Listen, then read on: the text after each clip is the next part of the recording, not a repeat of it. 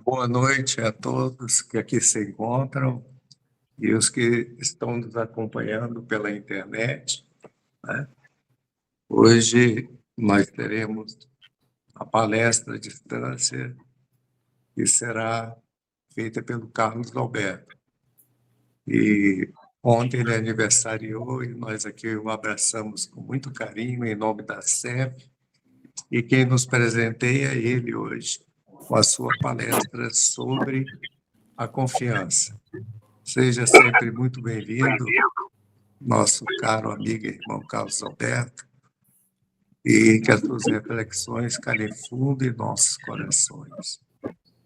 Amado Senhor, que a sua luz se faça presente, nos auxiliando a encontrar o caminho da nossa libertação espiritual, superando as nossas fragilidades íntimas, para que sejamos autores de nosso próprio destino no bem comum, para que se faça luz em nós mesmos, a fim de que superemos o nosso passado de erro, comprometidos na seara do Cristo, com um trabalho de edificação, não somente de nosso espírito imortal, como também auxiliando a todos os demais a encontrar a mesma senda libertária.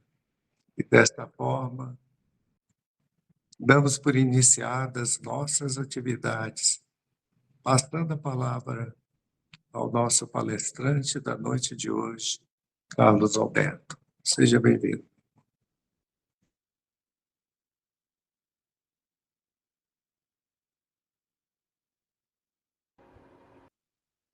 Meu muito obrigado e uma boa noite pelas palavras de carinho e de afeto para comigo. Nós nos encontramos em muitos pontos com a necessidade de melhorarmos a nossa vida. A vida no mundo interno, a vida interior,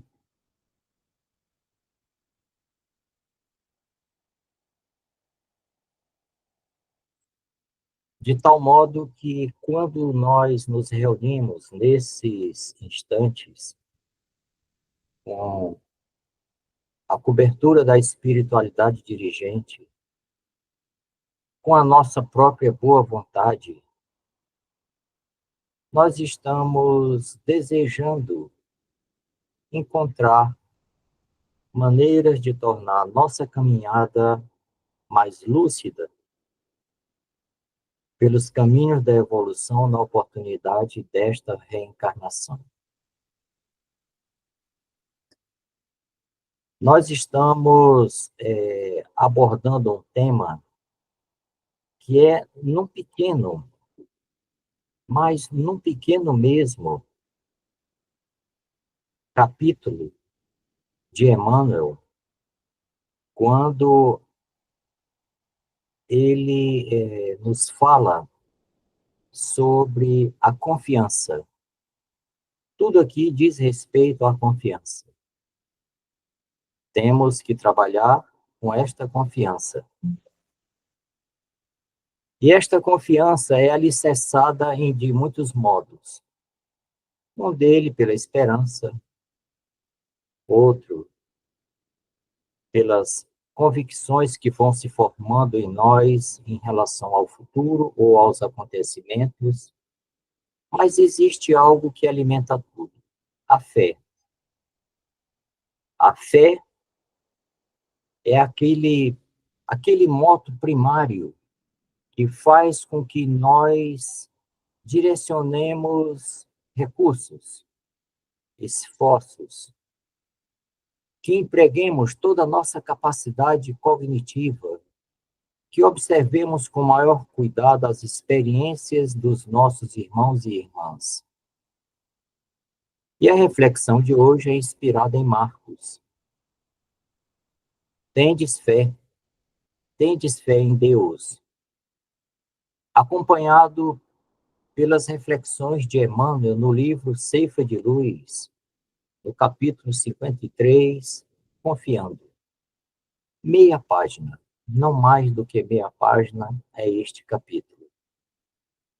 Mas pela síntese, pela capacidade que Emmanuel tem da comunicação, ele faz uma analogia poderosa entre uma espécie de fé que todos nós exercitamos quase que no dia a dia, com aquela outra que é induzida por princípios, por revelações éticas e morais, como as do Evangelho de Jesus, que alimentam o espírito, que libertam a consciência. A primeira fé, de modo mais concreta, não é menos importante para nós outros que estamos estagiando na face da Terra.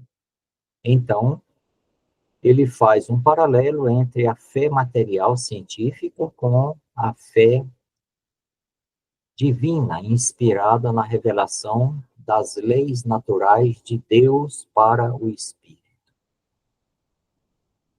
A maioria dos seres considera a realidade material como sendo única e tem intuições sobre um porvir de uma maneira difusa e muitas vezes equivocada da continuidade da consciência após a morte do corpo. Mas, quando nós estamos falando na fé aplicada nos ensinamentos de Jesus, que são o fundamento e a razão de estarmos aqui nesta reencarnação, em processos de aprendizados, por experiências, por esforços, por estudos e por observações, nós vamos conciliando as duas coisas. Os seres humanos, nos seus primórdios, na face da Terra, eles enfrentavam dificuldades de toda ordem, desde o alimento propriamente dito, locais para ter um repouso seguro, porque as noites, naquelas épocas mais distantes, as feras eram muito grandes,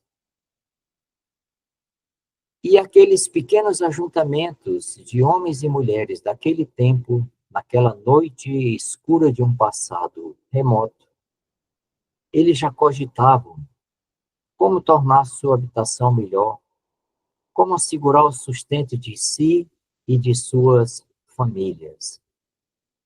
E essas observações nunca pararam nas cogitações da mente humana. E pelas observações, pelas anotações, pelas experiências ao longo dos milênios, e especialmente nos últimos séculos, a mente humana foi encontrando equacionamentos e soluções para grande parte das suas necessidades e para melhorar também os seus esforços na produção daquilo que eles necessitavam para o alimento, para a vestimenta e para a moradia, para o transporte, para a comunicação. Mais recentemente, nas últimas décadas, ou precisamente há pouco mais de um século, nós vemos que aquelas primeiras cogitações que aconteceram com a corrente elétrica em um fio condutor, verificando que esta corrente elétrica, em determinadas situações, ela produzia um determinado som, isso ajustou-se aos aparelhos de Morse, ao código de Morse.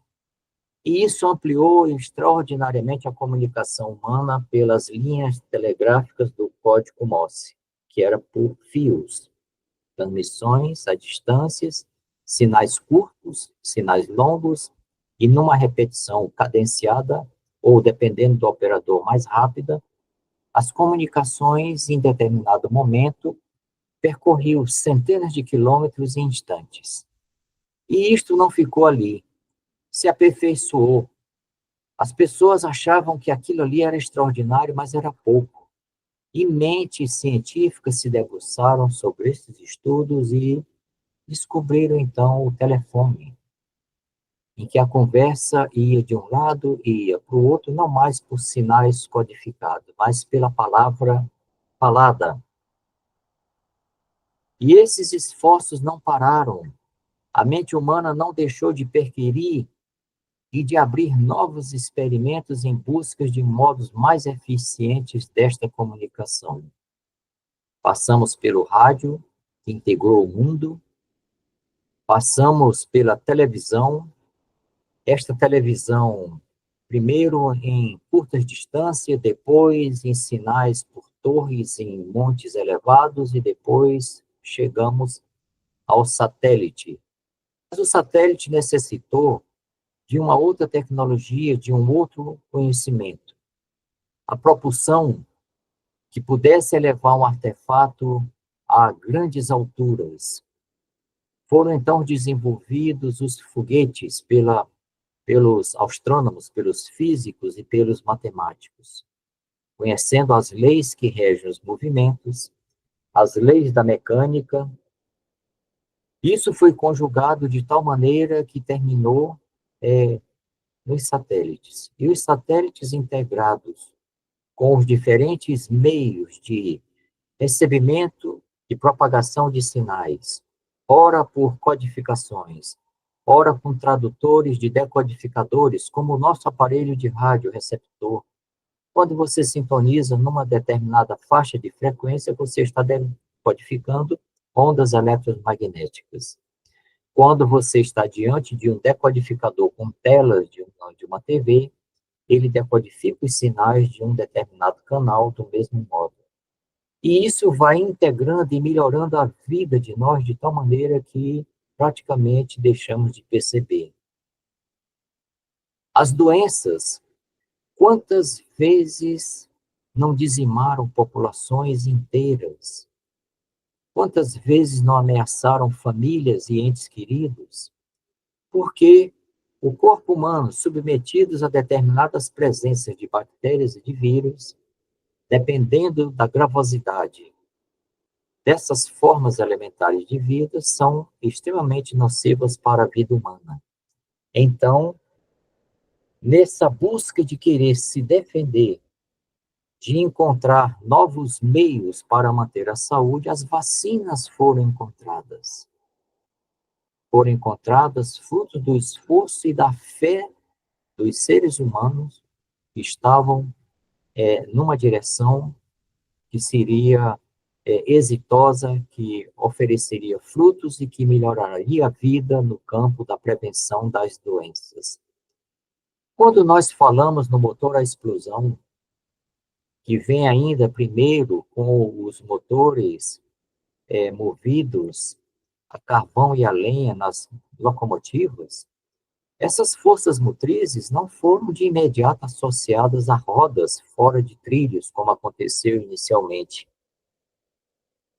Chegamos então no motor à explosão, e este motor à explosão foi colocado em pequenas gaiolas metálicas que, olhando de hoje, parece mais um gafanhoto do que realmente um veículo, a chegar nos modernos meios de transporte que utilizamos hoje. Então, foi a fé e a confiança nos princípios científicos, nas descobertas, que permitiram ao homem criar ferramentas, sistema, e transformaram a vida na face da Terra. A fé nessas descobertas de físicos, astrônomos, matemáticos, ela foi se realizando de modos extraordinários, mas esses conhecimentos precisavam ser catalogados e transmitidos de modo que as gerações que se sucedessem absorvessem o esforço de gigantes das pesquisas das gerações anteriores.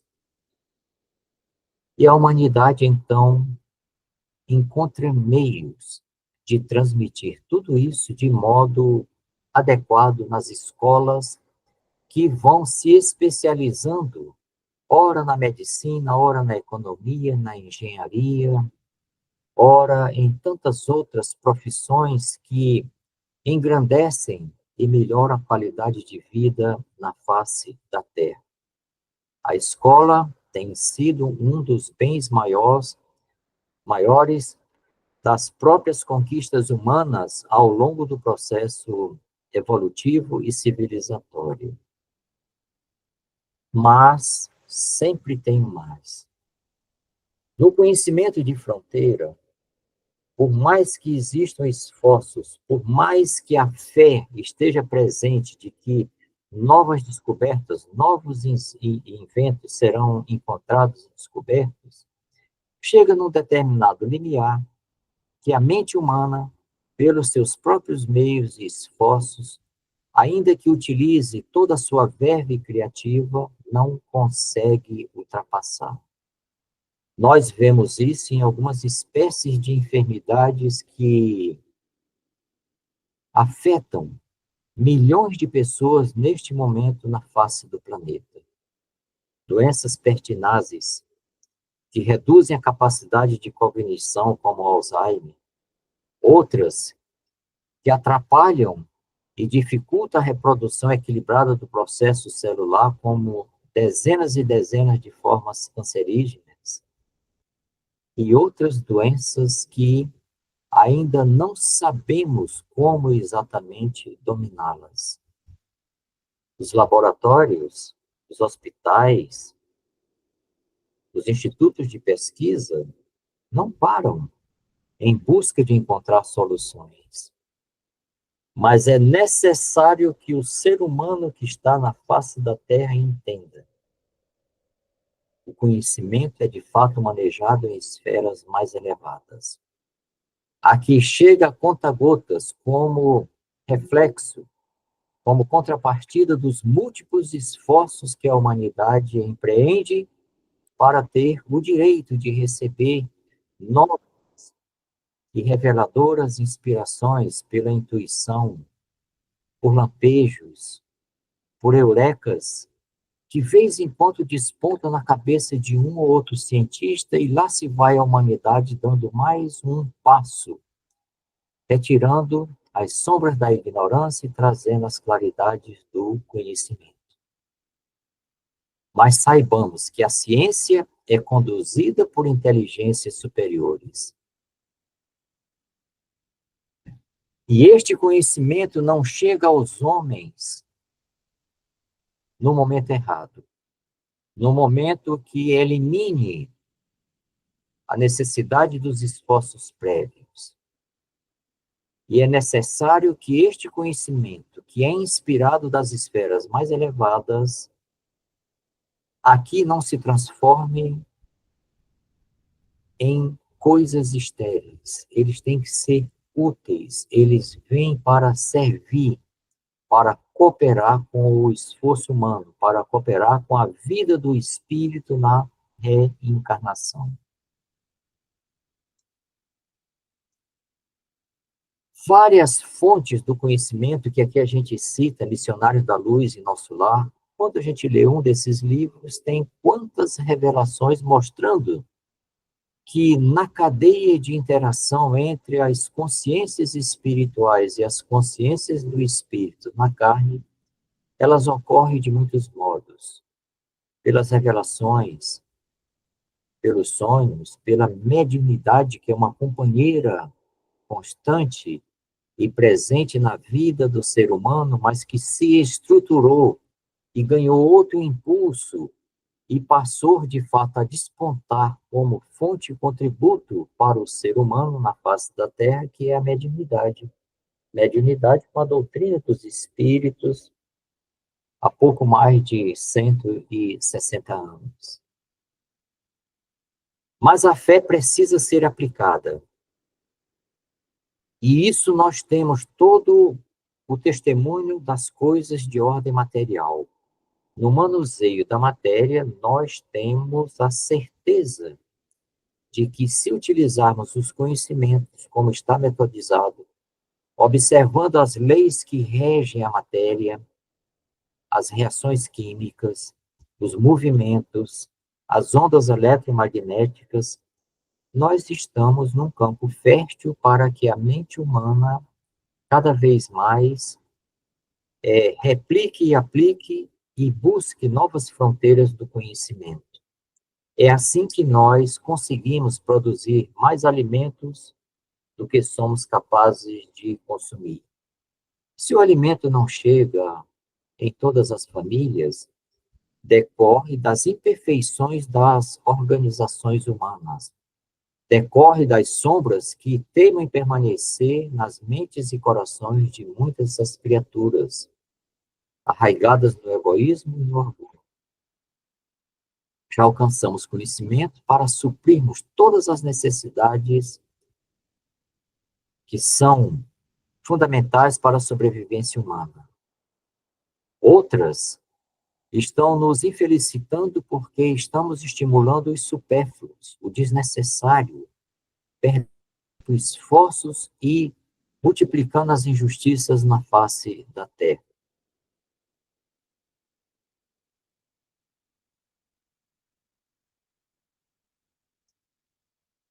O centro da analogia desta página de Emmanuel é entre a fé que o ser humano aplica nas descobertas, nos utensílios, nas máquinas, nos equipamentos que tornam a vida melhor, com aquela que conduz à felicidade real. Aquela que, uma vez que nós acessemos, não teremos mais fome. E quando a bebermos, não teremos mais sede. É esse conteúdo extraordinário e insubstituível que Jesus veio nos deixar nos seus evangelhos. É esta fé científica com a fé religiosa na sua expressão universal que o hiato continua com forças muito grandes. Jesus veio nos ensinar formas de nós nos libertarmos do nosso ser ancestral, velho, atrasado e primitivo. Veio descortinar novas luzes para o conhecimento e o entendimento do espírito humano. E advertiu que se seguíssemos esses mandamentos, nós teríamos então a vida iluminada por todo sempre. Nós estaríamos no caminho da verdadeira evolução. Independente de estarmos no corpo, independente de estarmos na erraticidade, independente de estarmos em outros e infinitos mundos que nos aguardam num futuro que nos é reservado pelas nossas conquistas, pelos nossos esforços, pelo nosso autodesenvolvimento.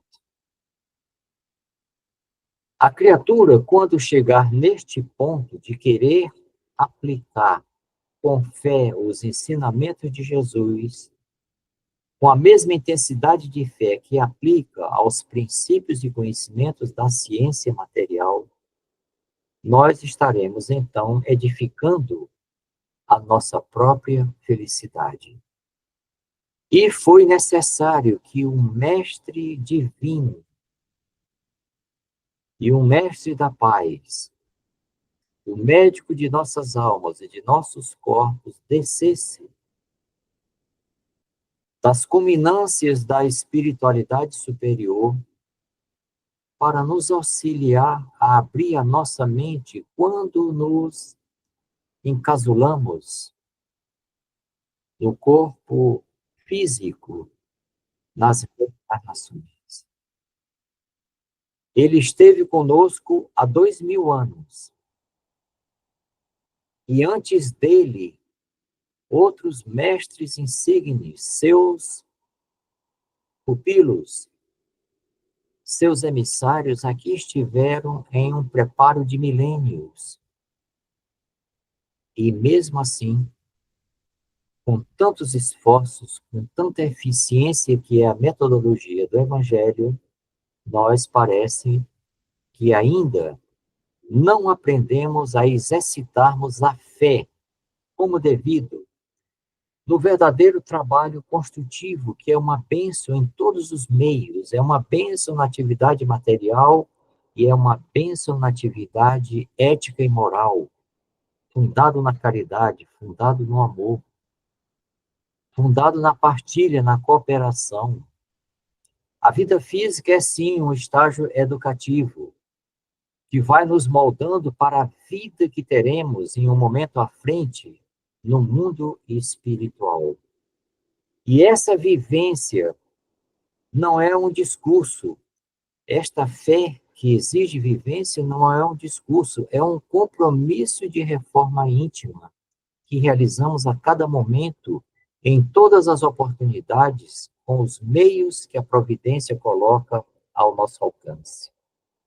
Devemos sempre elevar os nossos pensamentos a Deus em agradecimento, porque em cada momento o milagre da vida opera em cada um de nós, nos dotando de condições de melhorias que muitas vezes nem mesmo refletimos e analisamos como obra e graça da misericórdia do Senhor. A vivência no Evangelho, ela não é para padres, para pregadores, para pastores, para religiosos. Ela pode até ser transmitida como uma escola para aqueles que estão neste mistério, mas que estão desvestidos de qualquer outro sentimento que não seja do altruísmo de servir aos seus irmãos. Esses sim são, de fato, propagadores e pregadores, porque primeiro aplicam esses conhecimentos renovadores e iluminativos no seu modo de viver. As suas ações falam e testemunham por ele. Esta fé, que é a vivência evangélica, ela exige esforço, disciplina e serviço.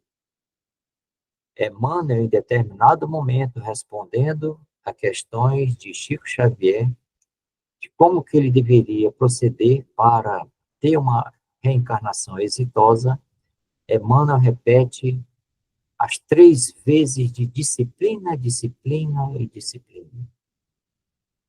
É necessário que ela esteja presente para que nós conjuguemos os esforços, que não abandonemos as tarefas, que sejamos fiéis ao Cristo de Deus em todas as oportunidades que a nossa sã consciência e a saúde do corpo assim o permitam.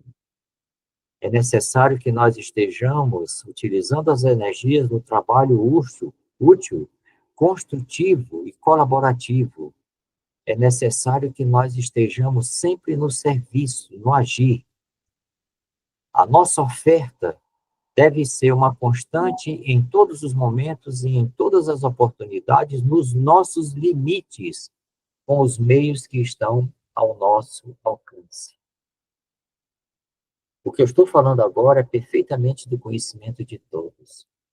É apenas uma pequena página rememorativa de Emmanuel, que nos concita a que transformemos esta nossa fé viva, que alcance o nosso mundo interno e, ao mesmo tempo, o nosso mundo externo. O mundo interno pela nossa autotransformação, pelo nosso desejo sincero de caminhar na grande estrada que o Evangelho aponta, e, ao mesmo tempo, estarmos partilhando todos os haveres que estamos recebendo dos céus, partilhando o conhecimento, partilhando os nossos frutos de todas as ordens, além do que seja necessário. Primeiro na partilha de todo o supérfluo, e depois até mesmo do necessário, dependendo das circunstâncias. Dividindo o nosso conhecimento, emprestando a nossa presença para simplesmente levar um pouco mais de tranquilidade e de afago ao enfermo, os nossos ouvidos ao que está transtornado com uma situação aflitiva em que ele necessita desabafar. Nós temos N formas de nos transformarmos em criaturas úteis, a serviço do Cristo. Fé cristã edifica consciências e fortalece a convivência.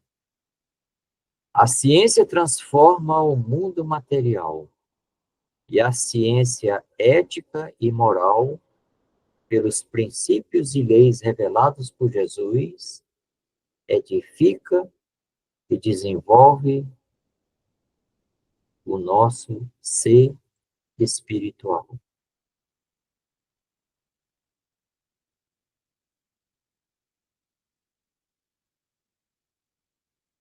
A fé religiosa, hoje, é indiscutível.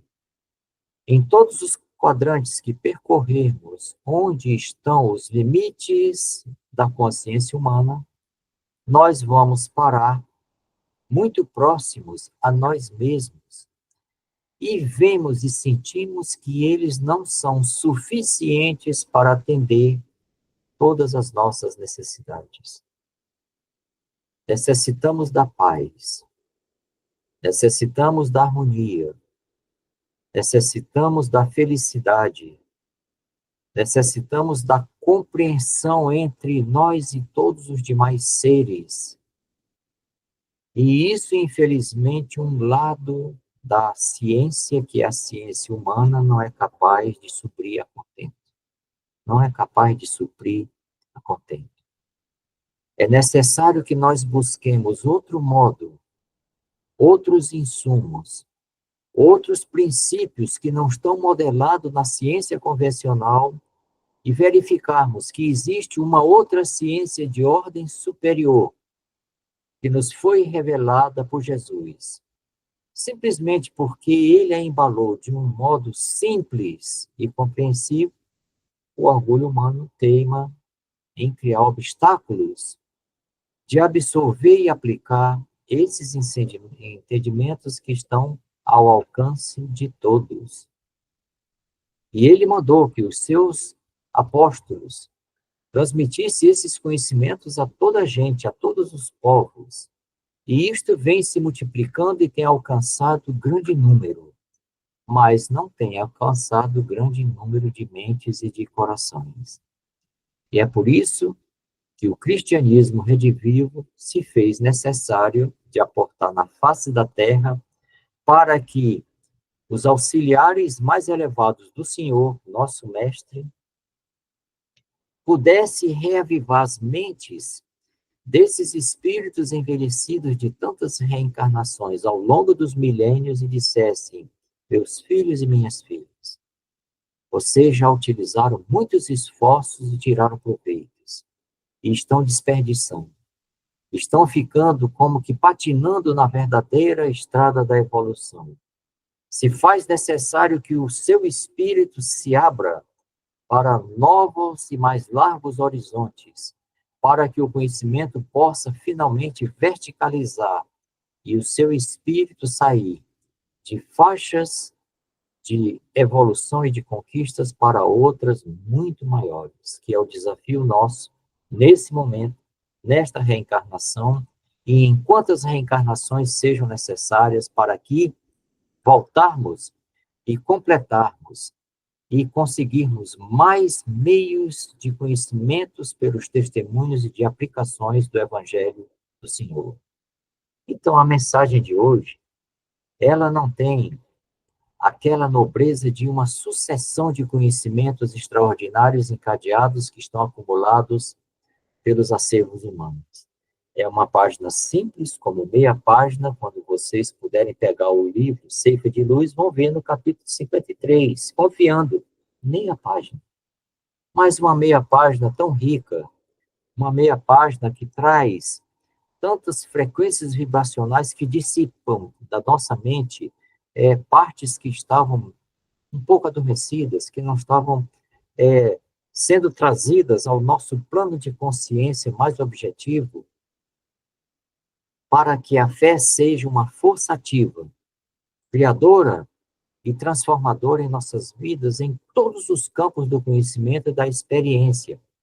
O material, ele é necessário porque O princípio material vem diretamente de Deus. Deus criou o princípio material, que nas suas múltiplas transformações e formas estão aqui, nos meios materiais que hoje estamos manipulando, e manipulando para tornar a nossa vida melhor.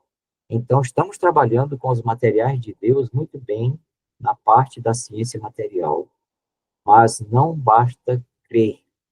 É preciso viver a fé com coerência para que o princípio inteligente, que um dia foi segregado, e o Pai Celestial disse, seja, para que nós vivamos por todos os erros, este princípio espiritual necessita igualmente ser retroalimentado. Ele precisa ter de expansão, ele precisa vivenciar para que cada vez mais ele seja herdeiro do futuro radioso que aguarda a todos nós como filhos e filhas da criação. Nas palavras de Emmanuel, a fé nas lições de Jesus é importantíssima. É extraordinário você começar a acreditar que esse mestre de amor, que foi uma fonte iluminativa em todos os seus gestos e ensinamentos e revelações, só valem se nós lhe dermos os usos devidos.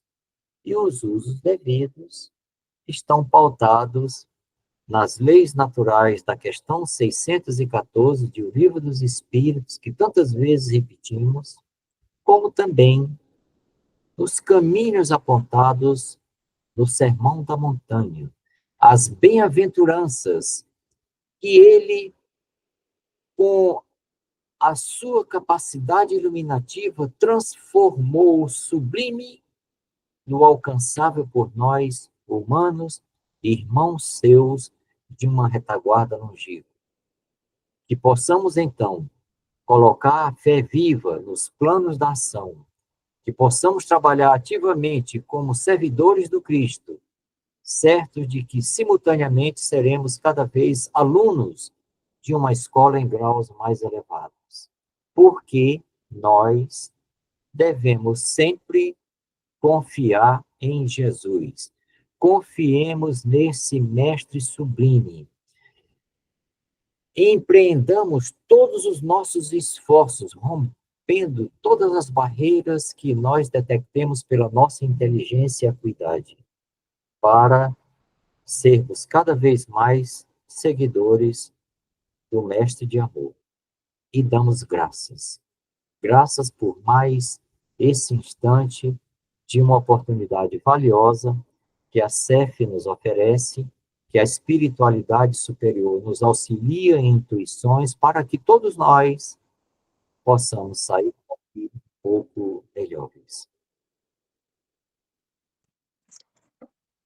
Peço ainda ao Carlos e faça uma prece de envolvimento em favor da nossa saúde física e mental, do nosso equilíbrio emocional, fechando esse momento tão importante da sua palestra.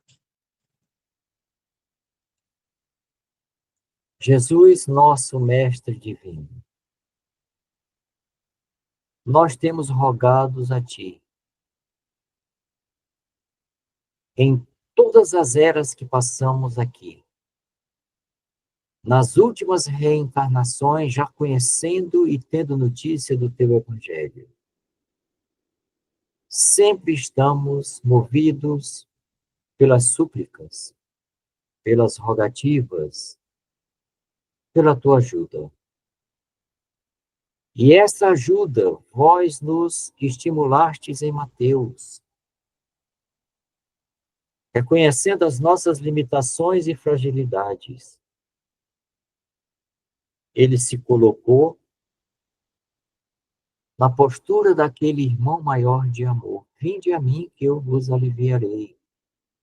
Aprendei comigo que sou brando e humilde e tereis consolações.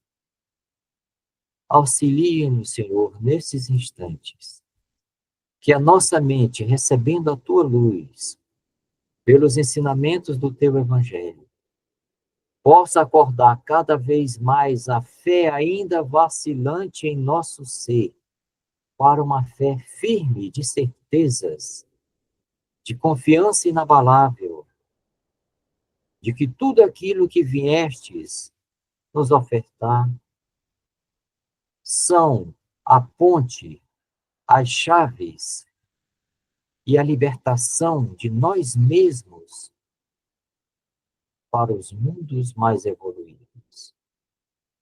Agradecemos por todos os impulsos que estamos recebendo na face da Terra, quer seja até mesmo da enfermidade, das dificuldades, das perseguições, das incompreensões.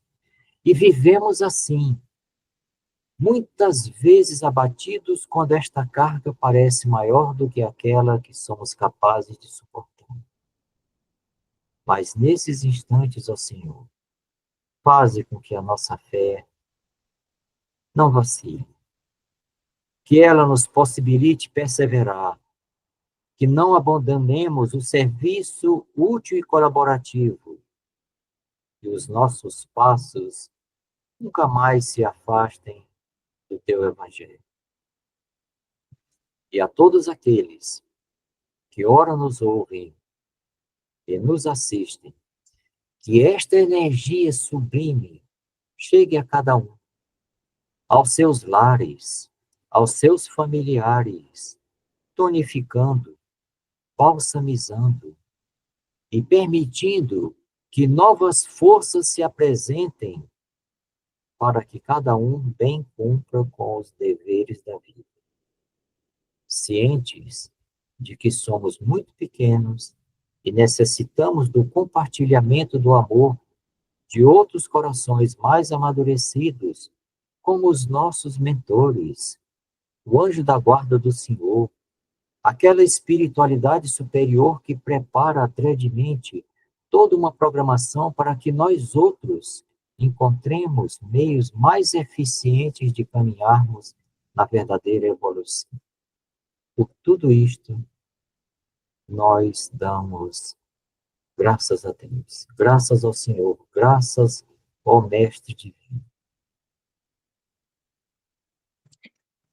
Agradecemos mais uma vez ao Carlos e já deixamos um convite para o dia 19, tratamento físico e espiritual, uma reflexão e prece inicial, se Deus quiser. Agradeço, se Deus permitir. E pedimos a permissão para encerrarmos a transmissão à distância e darmos continuidade à segunda parte das nossas atividades. Boa noite a todos, boa noite ao Carlos. Boa noite.